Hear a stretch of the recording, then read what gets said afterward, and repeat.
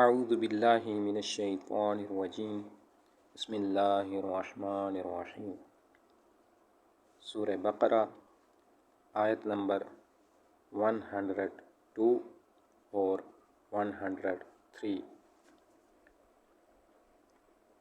واتبعوا ما تتلو الشیاطین علی ملک سلیمان وما کفر سلیمان ولکن الشیاطین کفروا يعلمون الناس السحر وما انزل على الملكين ببابل هاروت وماروت وما يعلمان من احد حتى يقولا انما نحن فتنة فلا تكفر فيتعلمون منهما ما يفرقون به بين المرء وزوجه وما هم بضارين به من أحد إلا بإذن الله ويتعلمون ما يضرهم ولا ينفعهم ولقد علموا لمن اشتراه ما له في الآخرة من خلاق ولبئس ما شروا به أنفسهم لو كانوا يعلمون۔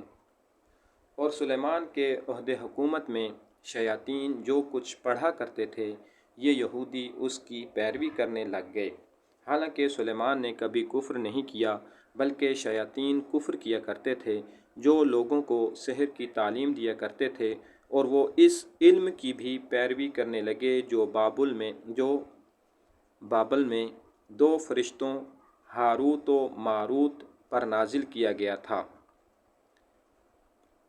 حالانکہ یہ دونوں کسی کو کچھ نہیں سکھاتے تھے جب تک اسے خبردار نہ کر لیں کہ دیکھو ہم تو صرف آزمائش کے لیے ہیں، کہیں تم کفر اختیار نہ کر لینا۔ مگر لوگ ان دونوں سے وہ سحر سیکھ لیتے تھے جس سے وہ مرد اور اس کی زوجہ کے درمیان جدائی ڈال دیتے، حالانکہ اذن خدا کے بغیر وہ اس کے ذریعے کسی کو ضرر نہیں پہنچا سکتے تھے، اور یہ لوگ اس چیز کو سیکھتے تھے جو ان کے لیے ضرر رساں ہو اور فائدہ مند نہ ہو، اور بتحقیق انہیں علم ہے کہ جس نے یہ سودا کیا اس کا آخرت میں کوئی حصہ نہیں، اور کاش وہ جان لیتے کہ انہوں نے اپنے نفسوں کا بہت برا سودا کیا ہے۔ وَلَوْ أَنَّهُمْ آمَنُوا وَاتَّقَوْا لَمَثُوبَةٌ مِّنْ عِندِ اللَّهِ خَيْرٌ لَوْ كَانُوا يَعْلَمُونَ، اور اگر وہ ایمان لے آتے اور تقوی اختیار کرتے تو اللہ کے پاس اس کا ثواب کہیں بہتر ہوتا، کاش وہ سمجھ لیتے۔ تشریح کلمات: شیاطین شیطان کی جمع اور شطنہ سے ماخوذ ہے، یعنی حق سے دوری اختیار کرنے والا۔ یہاں ابلیس نہیں بلکہ دوسرے سرکش عناصر مراد ہیں۔ جب یہ لفظ جمع کی صورت میں آئے تو اس سے شیاطین جن اور شیاطین انس دونوں مراد لیے جا سکتے ہیں۔ ملک میم لام اور کاف اس کے اصلی حروف ہیں۔ حکومت سلطنت بادشاہت۔ سلیمان عبرانی لفظ ہے۔ سلیمان علیہ السلام حضرت داؤد علیہ السلام کے 4 فرزندوں میں سے ایک کا نام ہے۔ وہ غالباً 990 قبل مسیح مبعوث برسالت ہوئے۔ سلیمان علیہ السلام شام و فلسطین کے علاوہ مشرق میں عراق اور مغرب میں مصر تک کے وسیع علاقے پر حکمران رہے۔ سحر سین ہا اور را اس کے اصلی حروف ہیں۔ کسی بات کو مسخ کر کے دکھانا، دھوکہ دینا، جادو۔ بابل ایک قدیم مملکت کے دارالحکومت کا نام ہے۔ یہ تاریخی شہر بغداد سے 60 میل جنوب کی طرف موجودہ شہر حلہ کے قریب آباد تھا۔ اس کے شہرۂ آفاق آثار قدیمہ آج بھی اس شہر کے تمدن کا منہ بولتا ثبوت ہیں۔ یہاں کلدانی قوم آباد تھی۔ ان کی سلطنت 3000 قبل از مسیح موجود تھی۔ 2105 قبل از مسیح میں سوموابوم اموری نے بادشاہت کی بنیاد رکھی۔ اس سلسلے کا 6واں بادشاہ حمورابی تھا۔ بعض کے مطابق اس نے سب سے پہلے دنیا میں قوانین حکومت وضع کیے۔ برج بابل اور اس کے معلق باغات دنیا کے 7 عجائبات میں شامل ہیں۔ ہاروت و ماروت 2 فرشتوں کے نام ہیں جو اہل بابل کی اصلاح و ہدایت کے لیے انسانی قالب میں بھیجے گئے تھے۔ فتنتن فا تا اور نون امتحان و آزمائش، لغت میں سونے کو آگ میں ڈال کر اس کا کھوٹ الگ کرنا فتنہ کہلاتا ہے۔ فتانہ سے مراد وہ پتھر ہے جس سے سونے اور چاندی کو پرکھا جاتا ہے۔ وَاعْلَمُوا أَنَّمَا أَمْوَالُكُمْ وَأَوْلَادُكُمْ فِتْنَةٌ، اور جان لو کہ تمہارے اموال اور تمہاری اولاد آزمائش ہیں۔ ایک اور جگہ ارشاد ربانی ہے، أَحَسِبَ النَّاسُ أَن يُتْرَكُوا أَن يَقُولُوا آمَنَّا وَهُمْ لَا يُفْتَنُونَ، کیا لوگوں نے یہ خیال کر رکھا ہے کہ وہ صرف اتنا کہنے پر چھوڑ دیے جائیں گے کہ ہم ایمان لائے اور یہ کہ وہ آزمائے نہیں جائیں گے؟ واضح رہے کہ اللہ کی طرف سے امتحان اور آزمائش کا ہرگز یہ مطلب نہیں کہ وہ اچھے اور برے کو پہچاننا چاہتا ہے، کیونکہ وہ تو ہماری شہرک سے بھی زیادہ ہم سے قریب اور علام الغیوب ہے۔ اللہ کے امتحان سے خود انسان کا جوہر نکھرتا ہے، وہ ارتقاء و تکامل کے لائق اور عملی اعتبار سے ثواب و عقاب کا مستحق ٹھہرتا ہے۔ ورنہ فقط علم خدا سے نہ تو ارتقائی مراحل طے ہو سکتے ہیں اور نہ ہی ثواب و عقاب کا استحقاق پیدا ہوتا ہے۔ فتنہ اگر اللہ تعالیٰ کی طرف منسوب ہو تو امتحان و آزمائش کہلاتا ہے اور کسی حکمت و مصلحت پر مبنی ہوتا ہے، لیکن جب یہ عمل بندوں سے منسوب ہو تو قابل مذمت مفہوم بن جاتا ہے اور فساد کے معنی میں استعمال ہوتا ہے۔ وَالْفِتْنَةُ أَشَدُّ مِنَ الْقَتْلِ، فتنہ قتل سے بھی زیادہ برا ہے۔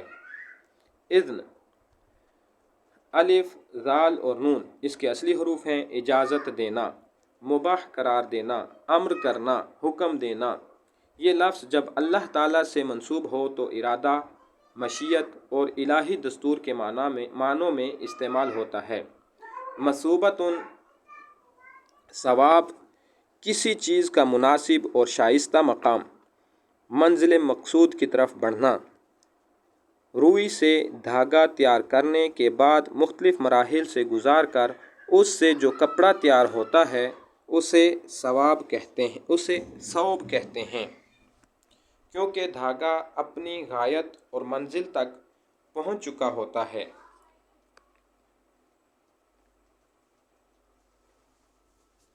جزائے عمل کو بھی ثواب کہنے کی وجہ یہی ہے کہ انسانی عمل منزل مقصود تک پہنچ جاتا ہے۔ واللہ عندہ حسن الثواب، اور اللہ ہی کے پاس بہترین جزا ہے۔ تفسیر آیات، واتبعوا ما تتلو الشیاطین علی ملک سلیمان، یہ یہودی وحی خدا کی اتباع کرنے کے بجائے سفلا علوم کے شیدائی ہیں جنہیں ان لوگوں نے شیاطین سے اخذ کیا ہے۔ احادیث کے مطابق حضرت سلیمان علیہ السلام کے عہد میں جب سحر و جادو عام ہونے لگا تو حضرت سلیمان علیہ السلام نے ان تمام اوراق و اسناد کو ضبط کر لیا جن پر جادو تحریر تھا اور انہیں ایک جگہ محفوظ کر لیا۔ آپ علیہ السلام کی وفات کے بعد کچھ افراد ان تحریروں کو منظر عام پر لے آئے، اس طرح جادو پھر سے رواج پکڑنے لگا۔ کچھ لوگوں نے اس سے یہ عندیہ لیا کہ سلیمان علیہ السلام پیغمبر نہ تھے بلکہ انہوں نے جادو کے ذریعے جن و انس کو مسخر کیا ہوا تھا۔ یہودیوں کے ایک فرقے نے بھی یہی نظریہ اختیار کیا۔ اس زعم باطل کے جواب میں اللہ تعالیٰ نے ارشاد فرمایا، وما کفر سلیمان ولکن الشیاطین کفروا، سلیمان نے کفر نہیں کیا جبکہ شیاطین کفر کیا کرتے تھے۔ سحر کے بارے میں دوسری جگہ ارشاد فرمایا کہ یہ ایک خیالی فریب ہے۔ یخیل الیہ من سحرہم انہا تسعی، ان کی رسیاں اور لاٹھیاں ان کے جادو کی وجہ سے موسیٰ کو دوڑتی محسوس ہوئیں۔ نیز سورہ اعراف میں ارشاد فرمایا، سحروا اعین الناس واسترہبوہم لوگوں کی نگاہوں کو مسحور اور انہیں خوفزدہ کر دیا۔ ان دو آیات سے یہ حقیقت واضح ہوتی ہے کہ سحر ایک خیالی فریب اور نظروں کا دھوکہ ہے جس کا حقیقت سے کوئی تعلق نہیں ہے۔ وما انزل علی الملکین ببابل ہاروت و ماروت کا جملہ واتبعوا ما تتلو الشیاطین پر عطف ہوتا ہے، جس سے یہ مفہوم نکلتا ہے کہ یہودی عہدِ سلیمان کے سفلی علوم اور ان چیزوں کی پیروی کرتے ہیں جو بابل میں دو فرشتوں ہاروت و ماروت پر اتاری گئی تھیں۔ بعض مفسرین نے اس جملے کو السحر پر عطف کیا ہے۔ اس صورت میں معنی یہ بنتا ہے شیطان لوگوں کو جادو اور ان چیزوں کی تعلیم دیتے تھے جو بابل میں دو فرشتوں ہاروت اور ماروت پر اتاری گئی۔ البتہ پہلی ترکیب سیاق آیت کے مطابق ہے۔ بابل اس دور میں جہاں تمدن کا مرکز تھا وہاں سحر و جادو کا بھی گڑھ تھا۔ دنیا میں خرافات کی ابتدا یہیں سے ہوئی۔ یہ ایک اہم تجارتی مرکز اور پوری دنیا سے مربوط تھا، لہٰذا انبیاء کرام علیہم السلام کی توجہ بھی یہیں پر مرکوز رہی۔ حضرت ابراہیم علیہ السلام کی چراگاہ بانیتا قادسیہ میں اب بھی بابل کے قریب موجود ہے، اور نمرود کا وہ ٹیلہ بھی اسی شہر میں موجود ہے جہاں حضرت ابراہیم علیہ السلام کو آگ میں پھینکا گیا تھا۔ اسی طرح مسجد کوفہ اور مسجد سہلہ میں مقام ادریس اور ابراہیم علیہ السلام ابھی تک موجود ہیں۔ حضرت امام علی علیہ السلام نے کوفہ کے بارے میں فرمایا انہا سرۃ بابل، بظاہر سرعتن ہے، یہ جگہ بابل کی پشت ہے، یعنی بابل سے متصل جگہ ہے۔ حضرت ہود اور صالح علیہم السلام کی قبور کوفہ سے باہر معروف و مشہور ہیں۔ حضرت علی علیہ السلام جب خوارج کے واقعے میں بابل پہنچے تو آپ علیہ السلام نے فرمایا ھذہ ارض ملعونۃ قد عذبت فی الدہر مرتین وہی تتوقع الثالثہ وہی احدی المؤتفقات وہی اول ارض عبد فیہا وثن۔ یہ ملعون سرزمین ہے جو دو بار عذاب میں مبتلا ہوئی اور تیسری دفعہ کی توقع ہے۔ یہ الٹی ہوئی بستیوں میں سے ایک ہے اور یہی وہ پہلی سرزمین ہے جس میں بت پرستی ہوئی۔ ہاروت ماروت، اکثر مفسرین کے نزدیک وما انزل علی الملکین سے مراد یہ ہے کہ ان دو فرشتوں پر جادو کا ہنر نازل ہوا تھا۔ اس پر دو اعتراض کیے گئے ہیں۔ نزول سحر، اکثر مفسرین کے نزدیک وما انزل علی الملکین سے مراد یہ ہے کہ ان دو فرشتوں پر جادو کا ہنر نازل ہوا تھا۔ اس پر دو اعتراض کیے گئے ہیں۔ سحر ایک ناپاک عمل ہے جسے اللہ تعالیٰ نے کفر قرار دیا ہے۔ ایسی چیز فرشتوں پر کیسے نازل ہو سکتی ہے اور فرشتے اسے لوگوں میں کیسے پھیلا سکتے ہیں؟ نمبر 2، اگر ما تتلو الشیاطین کی طرح وما انزل علی الملکین بھی سحر ہے تو یہ لازم آتا ہے سحر کو سحر پر عطف کیا گیا ہے اور معطوف الیہ میں کسی قسم کی مغایرت نہ ہونے کی وجہ سے یہ عطف الشیء علی نفسہ ہے۔ پہلے اعتراض کا جواب یہ ہے کہ سحر کا عمل ناپاک ہے، نہ کہ سحر کا سیکھنا، خاص کر اس صورت میں جب سحر کا سیکھنا ابطال و باطل یعنی باطل کو غلط ثابت کرنے کے لیے ہو۔ حضرت علی علیہ السلام سے مروی ہے کہ یہ دونوں فرشتے تنبیہ کے طور پر تعلیم دیتے تھے، دعوت کے طور پر نہیں۔